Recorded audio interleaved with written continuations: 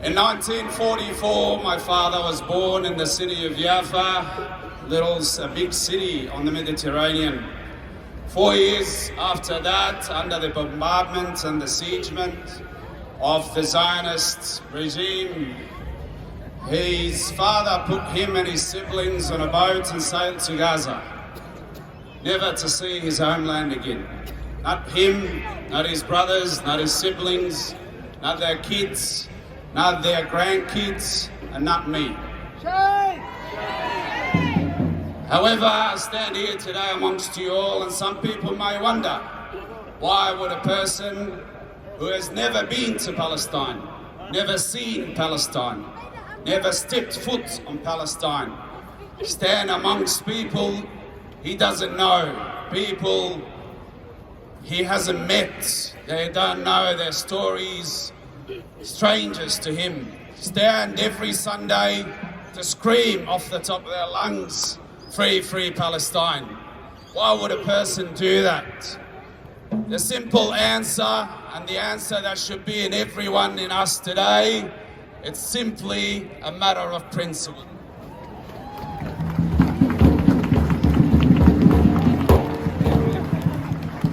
It's a matter of principle. It's a matter of principle that every human has an inherent right to a homeland. It's a matter of principle that every human must have free access to water, free access to electricity, free access to accommodation and security. It's a matter of principle that every human should be able to go to school and university. It's a matter of principle that every human has an inherent right to practice whatever they choose and whatever they believe in. It's a matter of principle that every human has an inherent right to live, to dream, to aspire, to work, to practice what they'd like to practice. It's a matter of principle that every human has an inherent right not to be mistreated, not to be dehumanized, not to be disrespected, and not to be discriminated against. It's a matter of principle that every human has an inherent right to be treated like a human, to be considered a human, and to be part of this humanity. These are the principles that we fight for. These are the principles that we die for. These are the principles that we cling with our teeth and nails onto. These principles are what makes us human. These principles are what makes us turn up every Sunday for the last 44 weeks and turn up again and again, even if we were to turn up alone. These principles are what makes a group of comrades travel all the way to Canberra in protest on top of the Parliament.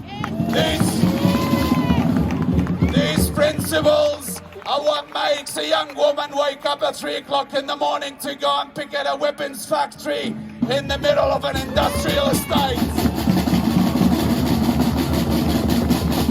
These principles are what makes a group of refugees and activists set up encampment down the road at 808 Burke Street, Docklands.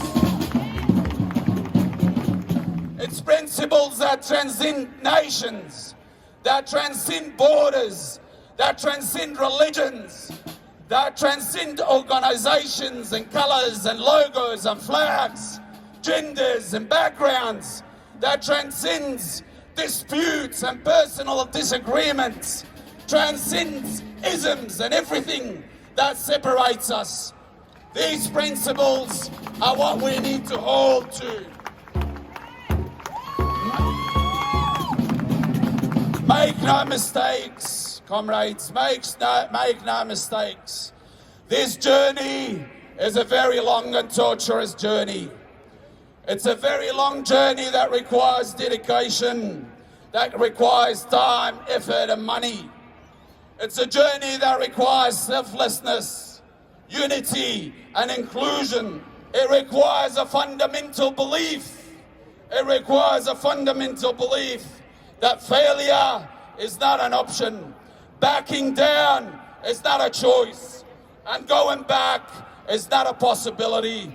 Because if we let go of those principles today with what's happening with Palestine, no one will be around to hold those principles for us tomorrow.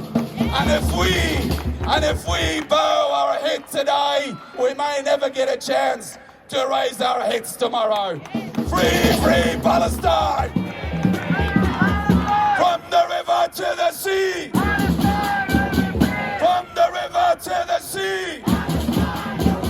The people united will never be defeated! The people united!